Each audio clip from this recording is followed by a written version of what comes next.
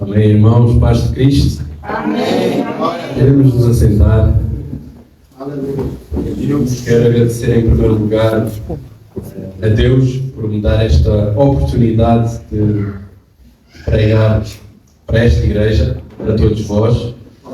A igreja da ADM aqui da Costa da Caparica, uma terra pela qual me é muito querida. Passei aqui a minha adolescência, a minha juventude, na casa dos meus avós, sempre com a minha família. Então, só boas recordações eu tenho desta terra. É uma terra abençoada, uma terra também com muitos estrangeiros que vieram cá procurar e de crescer aqui também. E fico feliz por haver uma igreja como esta, não só para crescer como profissionais, mas também crescer espiritualmente, que acima de tudo é o mais importante. E quero também agradecer ao pastor Eduardo, à sua família, a todos os obreiros por me receberem nesta igreja e por me darem a oportunidade de falar para todos vós. É uma grande honra e fico muito grato de estarmos no centro da vontade de Deus. É o mais importante pelo qual um cristão deve viver a sua vida, não apenas focar-se no seu trabalho terreno, mas focar sobretudo no seu trabalho celestial durante o período que ele tem nesta terra. Amém, irmãos? Então, como nos foi dito, hoje é um culto de missões e nada mais é apropriado de falar sobre o que é ser missionário e qual a função de um missionário. E hoje a minha palavra vai se centralizar em 3 partes. Primeira parte, qual a nossa missão? Qual a missão do missionário? Como nós devemos desempenhar a nossa missão? E por fim, qual o objetivo da nossa missão? Então quero convidar os irmãos a abrir as vossas Bíblias em Marcos, capítulo 16, e vamos ler do versículo 15 ao versículo 16.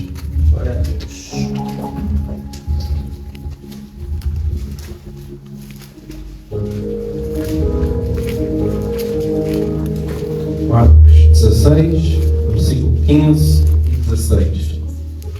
Ele lhes disse, portanto, vão pelo mundo todo e preguem o Evangelho a todas as pessoas.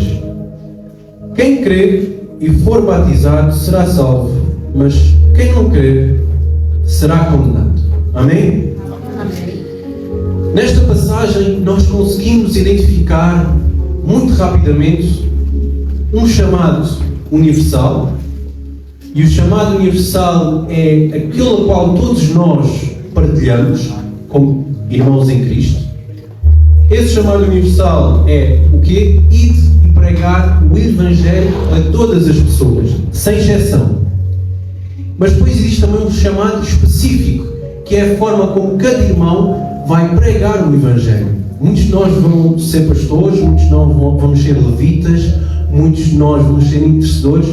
Apesar de cada um ter um chamado específico, no entanto, nós temos um chamado universal. E esse chamado universal é para toda a igreja. Não é só para mim, não é só para o pastor Eduardo, não é só para o pastor Fontes, é para toda a igreja, sem exceção. Vamos supor num hospital. No hospital temos vários profissionais. Temos o cirurgião, que faz procedimentos mais críticos, mais criteriosos para a saúde do paciente. Temos um médico de consulta, que através da sua consulta vai examinar o paciente. Temos um enfermeiro que passa o dia a dia com o paciente, dando-lhe cuidados, motivando-o muitas vezes emocionalmente também. Temos também a própria secretária, que é muitas das vezes o primeiro contacto com o paciente. Apesar de todos eles terem uma função específica, todos eles servem um chamado universal, que é o quê? Cuidar da saúde do paciente. Assim nós, irmãos, como irmãos em Cristo, todos nós temos uma função específica. No entanto, a nossa função maior do que isso é para atender à função ou chamado universal. E isso é pregar o Evangelho. Amém? E o que é então pregar o Evangelho? O que é que significa Evangelho? Evangelho significa boa notícia, boa nova, boa mensagem. Mas qual é essa mensagem então? Em primeiro lugar, que Jesus, Filho de Deus, veio a esta terra como homem, mas sendo Ele a personificação do Deus vivo. Amém. Segundo, através da sua morte, eu e tu somos livres do pecado. Glória a Deus. E ao terceiro dia, Ele ressuscitou. Meu Deus. Para que nós possamos ser co-herdeiros com Cristo Jesus no seu reino. Amém? Glória a Deus. Mas isto não é suficiente, irmãos. Apesar do amor incondicional de Deus de ter enviado o seu Filho, nós temos que fazer a nossa parte. E nós também temos que proclamar, assim como João Batista, o arrependimento. É necessário todos nós nos possamos arrepender dos nossos pecados e aceitar Jesus Cristo como Senhor e Salvador. Então, esta é a mensagem, este é o Evangelho que todos nós missionários temos que pregar. E o que é ser missionário? Muitos de nós proclamamos, sobretudo no culto das missões, missionário, missões. O que é que isso significa realmente? Missionário vem do latim da palavra missione, que significa missão. Ou seja, missionário é aquele que tem uma função específica de espalhar uma ideia, uma fé sobre algo e alguém. Nos dias de hoje, sobretudo a nova geração pergunta: o que é que eu estou aqui a fazer nesta terra? Mas não só nesta geração. Muitos anos atrás, no tempo dos grandes filósofos gregos, já se perguntavam qual é o sentido da vida, qual é o nosso propósito. Desde que Sócrates a Kant tentaram responder a estas questões sobre a existência e o propósito humano. Mas nós, como missionários de Cristo, temos uma resposta muito clara e definitiva. O verdadeiro sentido da vida está em Cristo Jesus, que nos reconcilia com Deus e nos dá um propósito eterno. Aleluia! E é esta mensagem, irmãos, que nós temos que compartilhar com o mundo. Meu Deus! Aleluia! Mas por vezes hoje em dia temos a ideia de que para ser missionário eu preciso deslocar fora da minha terra, da minha terra de natal, minha terra de origem. E deixa-me dizer uma coisa, irmão, não podia estar mais enganado. Vamos abrir aqui também as nossas Bíblias em Atos, capítulo 1, versículo 8. Eu vou ler para estarmos dentro do tempo. Aleluia. Atos capítulo 1, versículo 8 diz o seguinte: mas recebereis a virtude do Espírito Santo que há de vir sobre vós, e ser minhas testemunhas, tanto em Jerusalém, como em toda a Judeia e Samaria, até aos confins da terra. Jesus, ao falar com os seus discípulos, que muitos deles eram naturais de Judeia, de Samaria, de Jerusalém, Ele não lhes disse: olha, preguem só em Espanha, preguem só nas terras mais longínquas. Não, Ele disse: vão começar pelas vossas terras de natal, pela vossa terra de origem, até às terras mais distantes. Então, percebemos que mais importante de saber onde nós estamos é quem nós estamos a representar. Aleluia. Em 2 Coríntios, capítulo 3, versículo 2 ao 6, e peço desculpa, irmãos, hoje vamos estar aqui a andar de versículo em versículo, passagem em passagem. Aleluia! O apóstolo Paulo diz o seguinte à igreja de Coríntios: vós sois a nossa carta, escrita em nossos corações, conhecida e lida por todos os homens. Já é manifesto que vós sois a carta de Cristo ministrada por nós, e Cristo escrita não com tinta, mas com o Espírito de Deus vivo, não em tábuas de pedra, mas nas tábuas de carne do coração. E é por Cristo que temos tal confiança em Deus. Não que sejamos capazes por nós de pensar alguma coisa como de nós mesmos, mas a nossa capacidade vem de Deus, o qual nos fez também capazes de ser ministros de um novo testemunho, não de letra, mas do Espírito, porque a letra mata e o Espírito vivifica. Glória a Deus, aleluia. Aqui, nesta carta, o apóstolo Paulo está a falar sobre o ministério de um cristão e de vários pontos, de várias pregações que nós podemos retirar desta passagem de 2 Coríntios. Um ponto no qual eu destaco nesta mensagem de hoje é o papel do cristão como testemunho de Cristo. E Paulo fala que nós devemos ser cartas vivas. Não são cartas escritas no nosso corpo que as pessoas veem diretamente, letras escritas no nosso corpo, não. São cartas que estão escritas no nosso coração através do Espírito Santo. Aleluia! E eu os pergunto: que tipo de carta as pessoas têm lido quando olham para o pastor Eduardo, Meu Deus, quando olham para o pastor Glória a Fontes, Deus, quando olham para ti mesmo? O que é que elas têm lido? Será que elas têm lido uma carta escrita de letra ou uma carta que é ministrada pelo Espírito Santo? Deixa-me dizer uma coisa, irmão. é muito fácil as pessoas falarem nos dias de hoje. Até o próprio diabo sabe da palavra.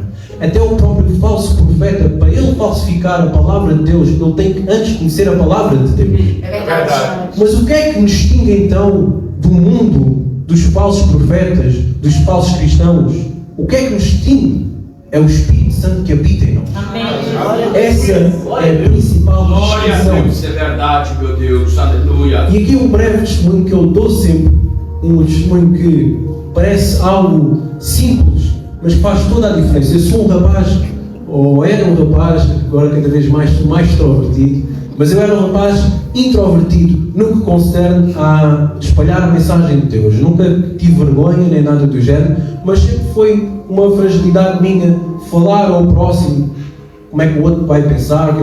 E isso não pode acontecer, mas na minha timidez, na minha parte mais introvertida, há uns anos para trás eu fui viver para a Irlanda com uns amigos portugueses. Vivemos numa casa os 4 e infelizmente eles estavam no mundo. Um acreditava em Deus, outro já acreditou, o outro não acreditava, um estava nas drogas, no álcool, e eu olhava para aquela casa e eu dizia assim: Deus, como é que eu posso falar de Ti? E Deus sempre me utilizou de uma forma muito simples, e talvez as formas mais simples são as formas mais impactantes que nós temos de pregar o Evangelho. E então todos os meses nós fazíamos um jantar os 4 temático, e sempre quando juntávamos à mesa, a primeira vez eu pedi para orar sobre os alimentos, e eles começaram: epa, lá vem o padre, lá vem o pastor.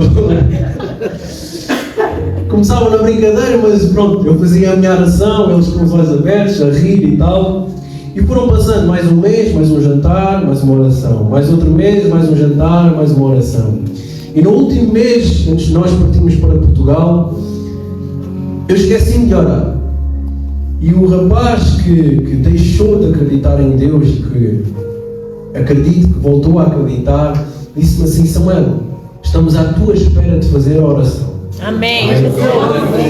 Então percebemos que isso é ser testemunho vivo. Isso é ser uma carta viva. E em todo momento tens que estar alerta, porque tu não sabes quem está a olhar para ti. Glória a Deus. Deixa-me dizer que há muitos, como no futebol existe muitos olheiros, existem muitos olheiros, sobretudo para um cristão, porque o inimigo está à espera que tu caias. Então é necessário que a carta que tu és dentro desta igreja é a carta que tu deves ser fora da igreja. Meu Deus. Amém? Aleluia. Então já percebemos aqui o primeiro ponto. Qual a missão de um cristão? Pregar o Evangelho, já sabemos o que é o Evangelho, qual a mensagem do Evangelho, já sabemos quem nós devemos ser, testemunhos vivos. Agora, como desempenhar a nossa missão? Colossenses capítulo 3, versículo 23, irmãos. Vou convidar a abrir as vossas Bíblias.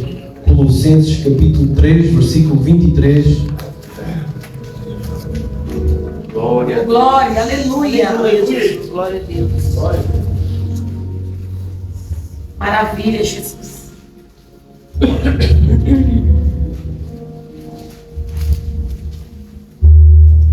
Colossenses capítulo 3, versículo 23. Glória a Deus. Nós te adoramos, Senhor. Amém. Diz o seguinte a palavra de Deus: e tudo quanto fizerdes, fazei de todo o coração como ao Senhor e não aos homens, Meu Deus. sabendo que recebereis do Senhor o galardão da herança, porque a Cristo, o Senhor, servis. Tudo o que fizerem, façam de todo o coração, como para o Senhor e não para os homens. Meu Deus. Glória a Deus. Isto é uma pergunta para vocês. Quem é que aqui é filho de Deus? Amém. Amém. Faço mais outra pergunta. Para que reino nós servimos? Alguém consegue responder? De Cristo. O reino de Cristo, o reino de Deus. E como vocês acham que é o reino de Deus? Será que no reino de Deus existe organização? Será que no reino de Deus existe responsabilidade? Isso é uma pergunta. Sim.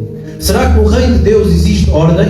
Sim. Será que no reino de Deus existe excelência? Será que no reino de Deus existe temor? Meu Deus. Aleluia. Então por que nós aqui nesta terra não o fazemos também? Oh. Não estamos nós a servir o mesmo reino? Aleluia. É preciso nós estarmos em outra dimensão celestial para passarmos a servir o reino de Deus com excelência, com temor, Meu com Deus. adoração. Aleluia. Ou debaixo dos céus também nós podemos servir o reino de Deus com a mesma excelência. Aleluia. Tudo quanto fizeres, fazei-o de coração, Aleluia. pois não fazes para os homens, Meu Deus. mas sim para Deus. Aleluia. Era muito fácil hoje, com os problemas que tivemos aqui com o som, nós desesperarmos, entristecermos e não servindo assim o reino de Deus com excelência. Mas será que nos tempos da antiguidade, sem bateria, sem viola, sem piano, será que era por isso que eles não serviam o reino de Deus, não louvavam o nome de Deus com excelência? Então, irmão, o meu conselho é este: tudo quanto fizeres, façai-o com excelência. Oh, glória. Quando alguém lê a tua carta, apenas com a tua postura, eles conseguem identificar que aquele não é o pastor Eduardo que vive, não é a Letícia que vive, mas é Cristo Jesus que Meu vive Deus, e que habita aleluia. naquela pessoa. Amém? Glória a Deus. Aleluia. Glória a Deus. E qual é então o objetivo da nossa missão? Já falámos sobre a missão de um missionário, já falámos sobre como devemos desempenhar a nossa missão, mas qual é então o objetivo da nossa missão? Vamos voltar aqui ao Marcos 16, 15 e 16, que diz: vão pelo mundo todo e preguem o Evangelho a quem? A todas as pessoas. E quem crer e for batizado será salvo. Irmãos, qual é a nossa missão a não ser de resgatar almas, resgatar vidas para Cristo Jesus? Meu, glória a Deus. Mas quanto vale uma alma então para que nós façamos tudo isso?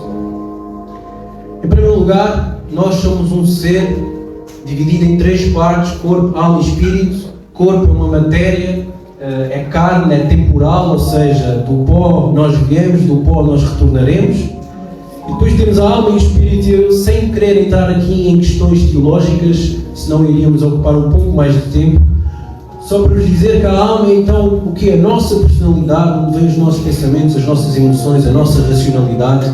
E ao contrário do corpo, a alma ela é eterna e depende de mim, depende de ti, de onde é que essa alma vai perpetuar ao longo do tempo, ok? Mas a Bíblia diz que a alma é muito valiosa.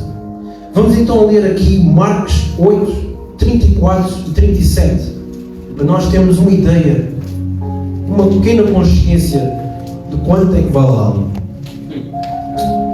Marcos 8, 34 e 37 diz o seguinte: e chamado assim a multidão com os seus discípulos, disse-lhes: se alguém quiser vir após mim, negue-se a si mesmo e toma a sua cruz e siga-me.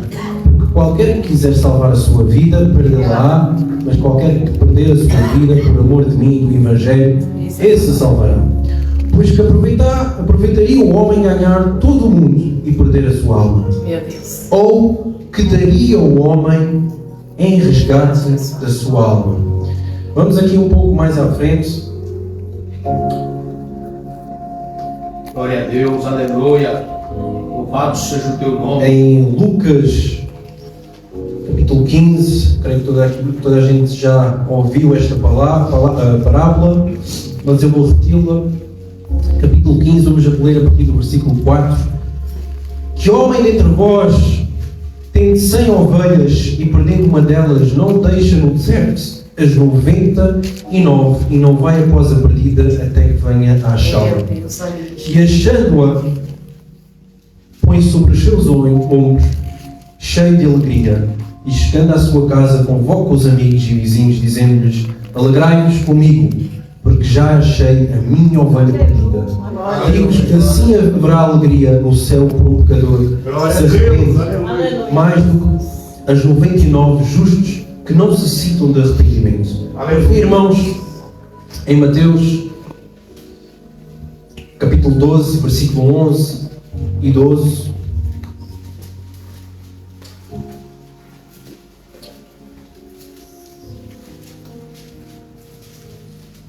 seguinte: e ele lhes disse: qual dentre vós será o homem que, tendo uma ovelha, se no sábado ela cair numa cova, não se lançará a mão dela e a levantará?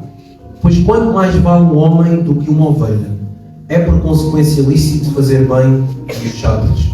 Através dessas 3 passagens, nós não conseguimos determinar, olha, uma alma vale 1 milhão de euros. Não. Nós não conseguimos determinar o valor de uma alma. Porquê? Porque ela é imensurável. Ela não consegue ser mensurada. Ela vale mais do que ouro, vale mais do que rubis, vale mais do que diamantes.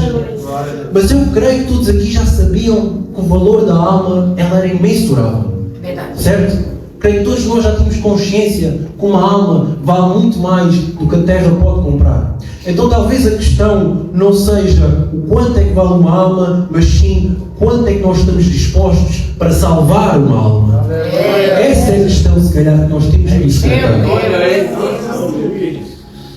Para finalizar, igreja, Gálatas capítulo 6, versículo 1 em diante. Gálatas 6. Glória a Deus. Amém. Gálatas 6, versículo 1 diz o seguinte: Meu Deus. irmãos, se alguém é surpreendido em alguma transgressão, vocês que sois espirituais devem restaurá-lo com um espírito de mansidão. Cuide-se, porém, cada um de não ser tentado. Se alguém se considera alguma coisa, não sendo nada, engana-se a si mesmo. Meu Deus. Cada um examine os próprios atos e então poderá ter orgulho de si mesmo, sem se comparar com ninguém. Irmãos, ultimamente eu tenho refletido muito sobre esta passagem. E o Espírito Santo incomoda-me, dizendo que hoje existe uma igreja que está pronta para pedir perdão ao seu Deus, mas uma igreja tardia em perdoar. Aleluia. Glória a Deus. E quando Paulo fala a esta igreja, quando Paulo, na sua carta de Gálatas, capítulo 5, ele também fala que ama o seu próximo como a si mesmo. Mas se vocês ficam mordendo e devorando uns aos outros, tenham cuidado para que vocês não sejam mutuamente destruídos. Irmãos, é muito mais fácil nós pedirmos perdão a Deus, mas é muito mais difícil nós perdoarmos o próximo. Mas é necessário. Porque se tu queres ser perdoado, tu precisas perdoar o irmão que está à tua direita. Tu precisas perdoar o irmão que está à tua esquerda. Deus é um Deus misericordioso, mas não te enganes, irmão. Ele também é um Deus justo. Então não sejamos nós indiferentes à dor do próximo. Se o próximo está a cometer algum pecado, se o próximo está a cometer alguma transgressão, que a tua primeira intuição não seja de se afastar desse irmão, mas seja com o espírito de mansidão ajudar essa pessoa. Aleluia. Mas cuidado, irmão, para que tu também não caias no pecado do teu irmão. É verdade. E para isso tu precisas estar o quê? Em constante oração e jejum. Aleluia. Porque se tu tiveres uma fragilidade no álcool e sentires que já estás salvo e que queiras, por muito que queiras, de bom grado, ajudar o teu irmão que está a passar por um problema no álcool, cuidado para que tu também não caias alcoólico. Se tu tens um problema com as drogas, com a pornografia, cuidado para que tu também não caias nesse tipo de pecados. Meu Deus. Então, irmãos, esta é realmente a função do missionário. A função do missionário é muito mais do que entregar alimentos físicos. A função de um missionário, por mais que seja bom nós estabelecermos novos estabelecimentos missionários, novas ações, não se engane que a principal mensagem e a principal função do missionário é pregar o Evangelho, é desempenhar as nossas funções com excelência, porque nós estamos a servir o mesmo reino. O reino que está em cima é o reino que está aqui. Então nós temos que exercer as mesmas funções com excelência, com temor, não andar no culto com o telemóvel, não falar e murmurar ao pé das pessoas a que nós chamamos de irmãos, não ir lá fora e a primeira impressão que nós temos é que este culto demorou muito, é que o pregador falou muito, é que se falou disto e daquilo e não se falou do que lá. Então, não sejamos nós filhos da hipocrisia. Mas que nós realmente o que fazemos Meu Deus, nós começamos a aleluia! praticar lá fora. Jeová de E glória. acima de tudo, resgatar almas. Porque isto é o nosso objetivo. Amém. Não é simplesmente nós crescermos e ganharmos obesidade espiritual, mas é sobretudo utilizar aquilo que nós aprendemos com Deus, aquilo que Aleluia. Deus nos edificou e partilharmos as nossas bênçãos, para partilharmos os nossos dons com aquele que está ao nosso lado. Amém? Então vou convidar os irmãos a levantarem-se e colocarem-se em pé. Maravilha.